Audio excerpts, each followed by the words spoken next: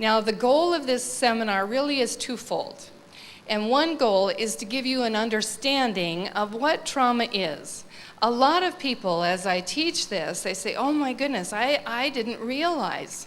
I didn't know that there were so many different kinds of trauma, and I didn't realize that what I had gone through was really trauma. So it's good to have an understanding of what it is and how it affects us. But honestly, understanding is not enough. We need more. And so what I want to explain to you right off the bat is this is not going to be a real technical teaching on trauma. There is so much information out there, good information out there, and you can get some really good technical teachings on trauma.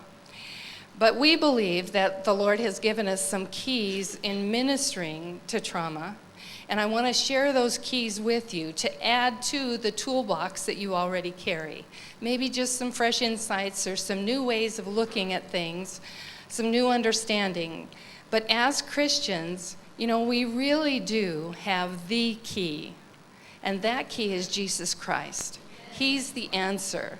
And so as wonderful as, doctors and physicians and psychiatrists, as wonderful as they are, we know that it takes something greater, because we're not just a physical body. We're body, soul, and spirit. And so I believe that God is calling the church to rise up and to be prepared. So this is one way I think that we can begin to learn. There will be ministry times where we pray over you. I want to encourage you to participate in the corporate ministry. So what we want to do is give you information, but information really can never override experience. And so we want to give you information, but also my prayer is that you would experience the love of God and the touch of God.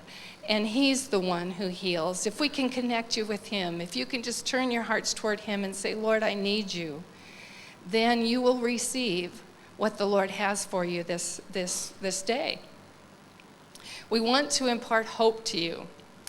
And we want to say to those of you who have lived with trauma, maybe for years, and you've lived with the devastating effects of trauma, that there is hope. Hope is our anchor. We serve a God of hope.